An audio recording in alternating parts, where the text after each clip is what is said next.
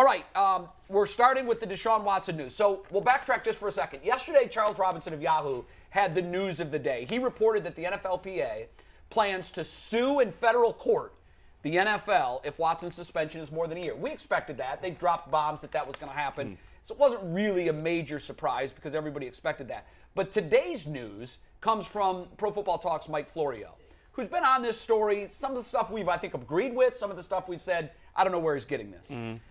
Mike is reporting that the NFLPA will not have to file a suit, and here's why. He's saying that people in Watson's camp and the NFLPA feel very good that a suspension is going to be in the 2 to 8 game range, and here's why. This was based off what was in the filings that were given to Judge Sue L. Robinson on the 12th. The original deadline was the 11th. She extended it to the 12th. They believe they pounced on one thing that we talked about at length on this show. There is a line in the league's conduct policy that says ownership or club management will be held to a higher standard and be subjected to more significant discipline. Well, that's very interesting because last Friday we ended the show with the news that the Houston Texans had settled against 30 female accusers in the Deshaun Watson case.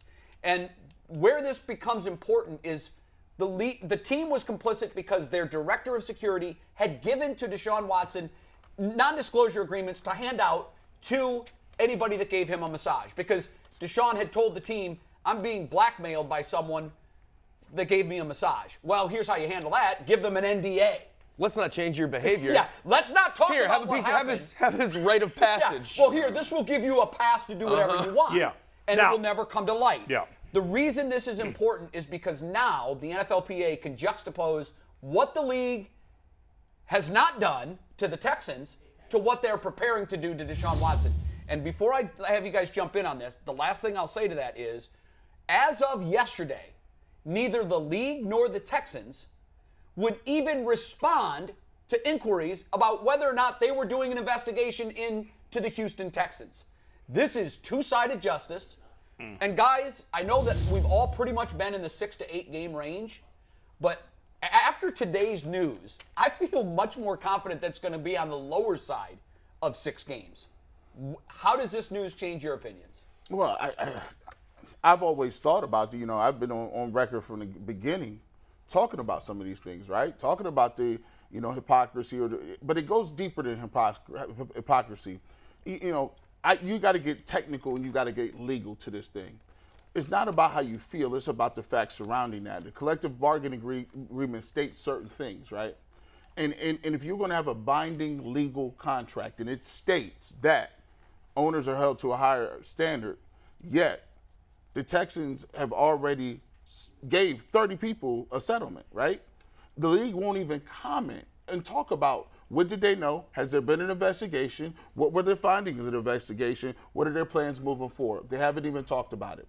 And the way we look at it as far as what Charles Robinson said yesterday in terms of saying, listen, guys, they're going to plan on suing. We already knew that.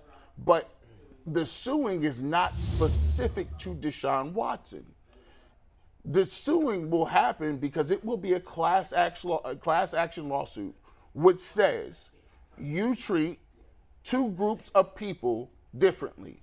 African Americans are a protected group, right?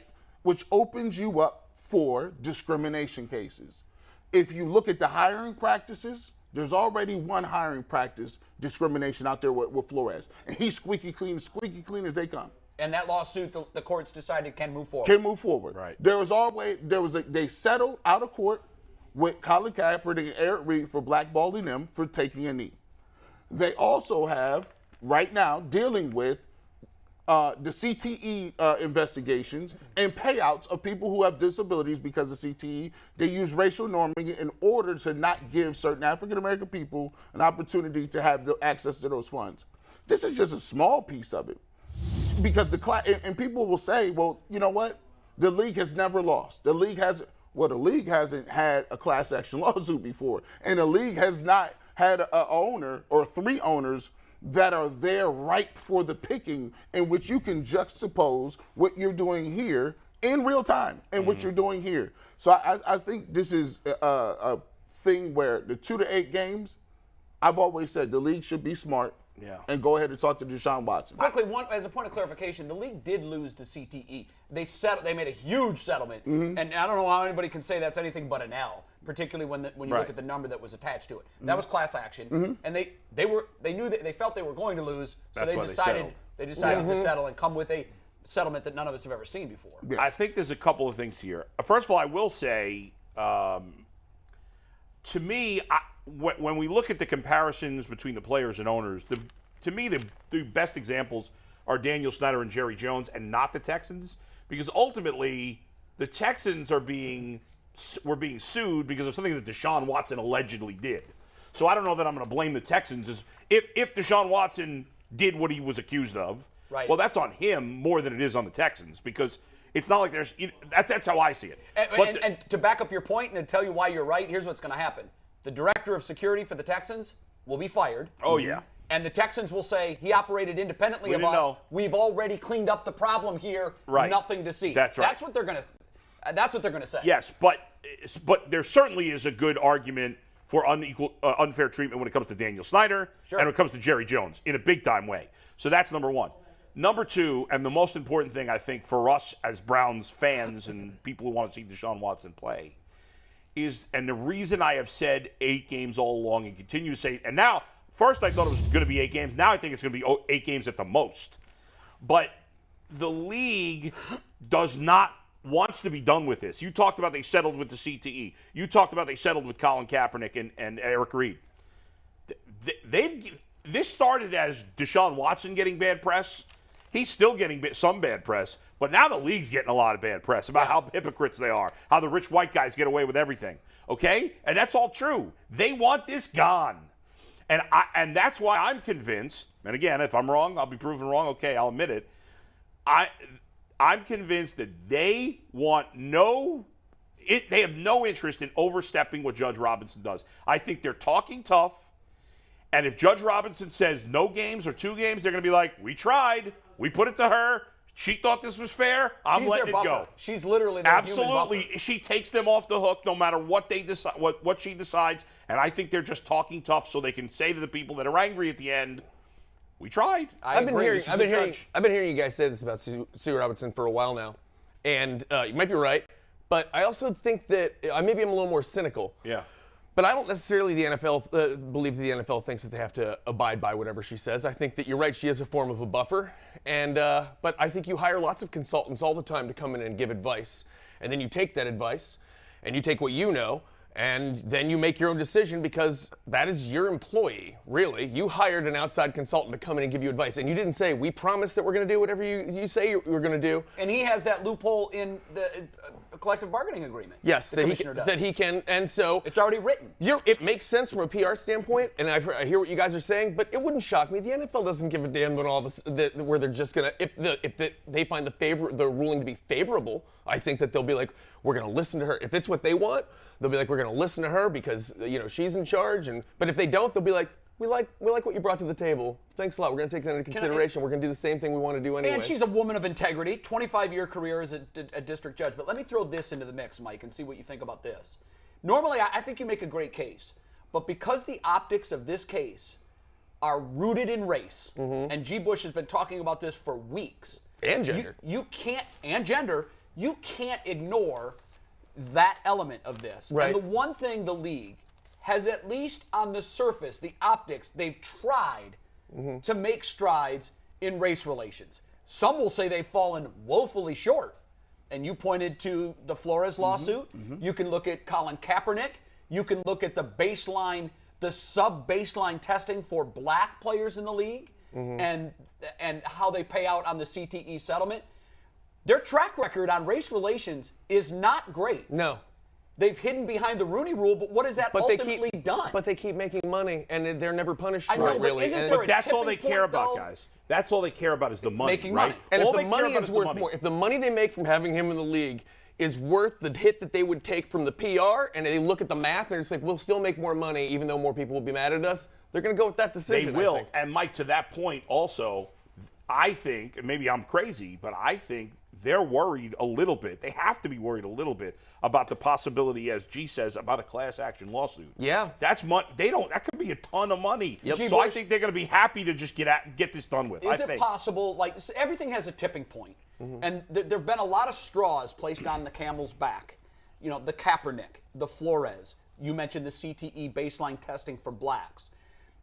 Ultimately, is there a point, and is this the straw, where Black America says, you know what, we have officially seen enough. We've officially, and now that you have one set of justice for a black player who was cleared of criminal wrongdoing, show us the evidence, and he's getting this, and you've had white rich owners skate, is that ultimately the straw that breaks Black America's back when it comes to their patronage of the NFL? Well, I can't speak for all of Black America. What? You can't? Why do we? What are we doing? Why'd you ask him? So, but I will say, I don't think it's that. I think it's if she comes back, right? Remember, I said this earlier before. I said, we watching. People are watching, right? I said, this is 3-4 weeks ago. If she comes back with 2 games, 3 games, and the NFL tap dances all over her ruling, just to do what they was going to do anyway, Right. It's done.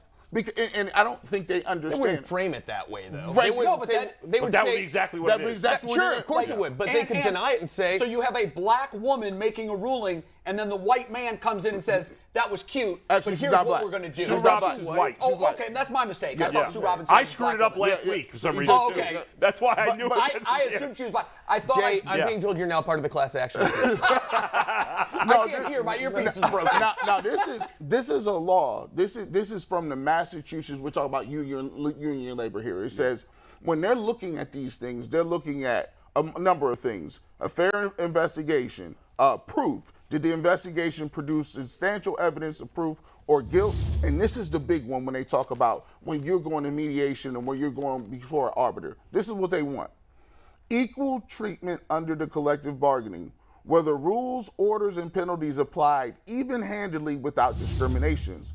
The rules must be applied consistently to all employees. The application cannot be discriminatory or selective. If other employees who commit the same offense are treated differently, there may be evidence of discrimination or what is referred to as a desperate treatment. Also, if enforcement of a rule has been lax in the past, management cannot suddenly reverse course without first warning employees of a tighter enforcement of the rules. So now all we need to But the do is go distinction back. there is All we need, go ahead. employees. Yeah, that's All we true. need- The owners are not employees. However, here's your caveat. They are named as people who are under that policy. So even if Yeah, it but don't, these are 2 different policies, though. but no, what I'm saying is if you have a collectively bargained agreement as to conduct, that collectively bargained agreement on conduct says who's subject to it. Right. And who's subject to it? Owners, players, everybody. But here's the loophole there, or not the loophole. Here's the problem with that. All you got to do, you got to find another apples-to-apples situation to compare it to. That's what they can get out from under. Find me another situation where a player was accused by over 20 people of sexual misconduct on a massage table, and there's just no history of it. You can say this one's kind of close. We got this Roethlisberger thing over here. We got this thing over here, but they can always say, well, it's just not the exact same thing. Well, the vagueness, here's where you come in. The vagueness of the conduct policy therefore hurts them in this situation. Because if they said sexual allegations and it's over 5, over 6, guess what? We can get you for that. The conduct policy doesn't say that. It just says anybody defaming, bringing shame to the NFL is subject to But G. Bush, aren't there levels of obviously there are certain crimes that rise to higher. Sure. Sure. But guys, They have I to would prove argue that. Of the shield. They have to prove that. Guys, I would argue that it's not 20 cases. There may have been over 20 accusations. Now there's 4. There may have been over 20 lawsuits. But what did the league, all the reporting has been that they are only considering 4 of the cases. Correct. In this situation. Right. But the look of things still bothers them. The look is bigger than that. It is. But in terms of what they're actually adjudicating, it seems like it's only 4 cases, which is very similar to Ben Roethlisberger. Right? And they have a history, though, of now And they Ben Roethlisberger, by the way, was accused of rape. Yeah. Right. I think we need to make it very clear. That's true. And we have, but there's a lot of people on Twitter. Because my podcast today that I put out this morning. My headline was. How do we find that, by the way, that podcast? Please go to the Ultimate Cleveland Sports Show on YouTube. Nice. Or you can And follow subscribe. me on Twitter. What a Please plug. subscribe. And please subscribe. Please subscribe. Yes, we're less than 900 subscribers away from 11,000, which we want to get We to hit 10,000 by the end of the yesterday. month. And Yes. you were saying on your this morning. So this morning, my headline of my podcast was why it was and still is a no-brainer for the Browns to trade to Deshaun Watson. I talked a little bit about the argument we had on the air yesterday and that whole situation, and a couple of responses were, "You don't care that he raped people?" And I'm like, you can't just start like that's part of the problem. yeah. It is. There's no accusation of rape at all. And again, I think we all agree at the very least, Deshaun Watson showed some bad judgment. Yep. We don't know exactly what he did. We know he showed some bad judgment here. But to start throwing out rape, that's a big difference from what he's being accused No, of. that's a world of difference. Huge. And I really go back to what you said on the apples to apples comparison. The language that you read out of that particular statute was the language was very specific. Employees. It didn't say anybody that is covered under a collectively bargained Right. agreement. And that's what the league would argue. The league would argue, say, well, you're talking about employees here. Right. You're trying to ask us to punish the employers the way the employees are punished. However, see, this is my thing. If they didn't want the owners to be part of it, all they had to do is take the owner's name out of it, and they would not be subject to it. See, here's the thing. We gotta talk about the letter of the law. If the letter says, I'm subject, you're subject, you're subject, and you're subject. And your boss is subject. And your boss is subject. That means we are all held to a certain responsibility. So I understand, and the thing is, what we are all are getting is, we know how the league works. We know that they get away with a bunch of stuff. Right. Daniel Snyder should be in jail right now. He is refusing a subpoena. He's hiding from on a boat, Congress. isn't he? Is he hiding should on a be boat? in jail. Yeah. But- They should go on that boat, put freaking not gonna handcuffs end on well him, for him. and Right. throw him in jail I don't right think now. he'll own that team a year from now. Probably not. But No, what, he will. No, but he'll all- probably win a Senate seat. All I'm arguing is this. All I'm saying is we there is kind of funny. You probably get it. All I'm arguing in this situation is that we know they got away with it before, and they consistently do. But here's the problem: if they bring a class action lawsuit for discrimination, they can't weasel out of that one. That is a long, hard trial That is. with a lot of documents, a lot of emails, a lot of bad publicity. A lot of bad. Why would you want that? That's why I think both hands are on the button to settle. Because ultimately, especially after seeing Florio's report yesterday, Right. to me, my takeaway from that, and I'll get yours in a second and we'll move on, but to me, when I digested what I had read, I had sort of moved to the point that both teams, I'll use your analogy, both teams have their finger on the nuclear button. And typically, when we've had those Bay of Pigs situations where you're staring one another down, typically cooler heads prevail. They cut their losses. They take their hands off the button. They shake hands and come to an agreement. And I honestly believe that that's where we're going. Even if that means that when Judge Robinson makes her ruling, the NFL stands down and says, we'll stand by that. I don't think they want to raise this thing to DEFCON 10 and nuclear war, because to your point, if the documents from the Washington football team investigation become public information, we are going to change the way we watch sports. Because I guarantee you there is plenty in there that the league and Washington doesn't want public. There's nothing that can stop the NFL. We get right to McNuggets. So there's nothing can stop the NFL but that. They're going to rake in money forever. They just got to keep everything there. Just Exactly. don't melt down And on keep it yourself. together. And it seems like they're better off taking the PR hit for a smaller suspension if it is than what could happen if it goes the other way. To your point about the money, I don't know if you guys were following the DirecTV comments and what's going on with that. DirecTV has been a long time the provider of Sunday Ticket.